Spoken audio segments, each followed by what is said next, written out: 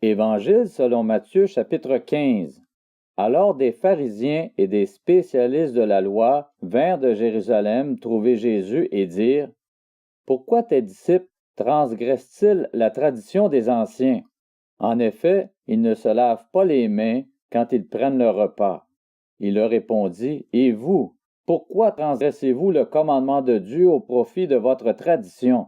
En effet, Dieu a dit: Honore ton père et ta mère, et celui qui maudira son père ou sa mère sera puni de mort.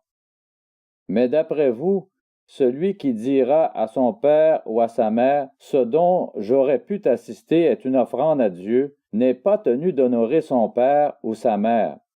Vous annulez ainsi la parole de Dieu au profit de votre tradition. Hypocrite! Ésaïe a bien prophétisé sur vous quand il a dit: Ce peuple prétend s'approcher de moi et m'honore des lèvres, mais son cœur est éloigné de moi.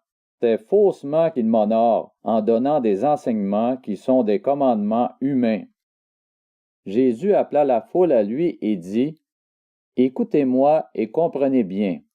Ce n'est pas ce qui entre dans la bouche qui rend l'homme impur, mais ce qui sort de la bouche. Voilà ce qui rend l'homme impur. Alors ses disciples s'approchèrent et lui dirent: Sais-tu que les pharisiens ont été scandalisés d'entendre ces paroles?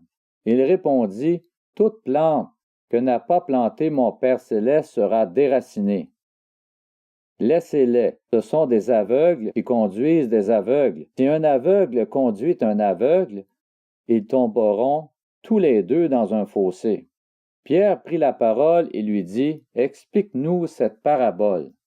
Jésus dit: Vous aussi, vous êtes encore sans intelligence?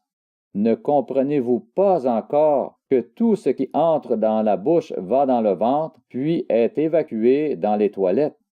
Mais ce qui sort de la bouche vient du cœur, et c'est ce qui rend l'homme impur. En effet, c'est du cœur que viennent les mauvaises pensées, les meurtres, les adultères, l'immoralité sexuelle, les vols, les faux témoignages, les calomnies. Voilà ce qui rend l'homme impur.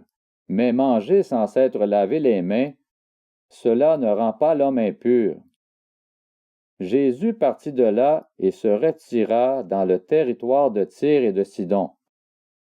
Alors une femme cananéenne qui venait de cette région lui cria: Aie pitié de moi, Seigneur, fils de David.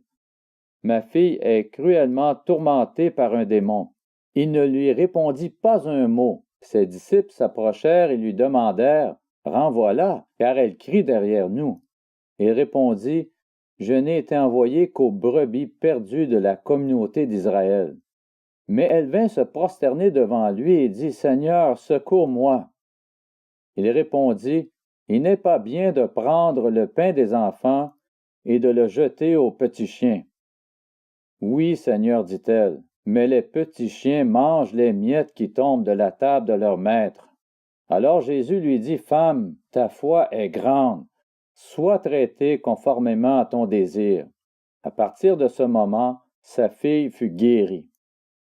Jésus quitta cet endroit et vint sur les bords du lac de Galilée.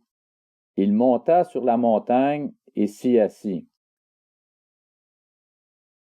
Une grande foule s'approcha de lui. Il y avait parmi eux des boiteux, des aveugles, des muets, des estropiés et beaucoup d'autres malades. On les amena aux pieds de Jésus et il les guérit, de sorte que la foule était émerveillée de voir les muets parler, les estropiés être guéris, les boiteux marcher, les aveugles voir, et elle célébrait la gloire du Dieu d'Israël. Jésus appela ses disciples et leur dit: Je suis rempli de compassion pour cette foule, car voilà 3 jours qu'ils sont près de moi, ils n'ont rien à manger. Je ne veux pas les renvoyer à jeun, de peur que les forces ne leur manquent en chemin. Les disciples lui dirent: Comment nous procurer dans cet endroit désert assez de pain pour rassasier une si grande foule? Jésus leur demanda: Combien avez-vous de pain?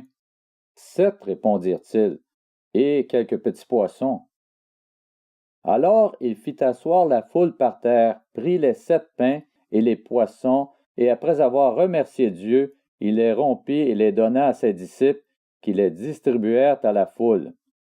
Tous mangèrent et furent rassasiés, et l'on emporta 7 corbeilles pleines des morceaux qui restaient.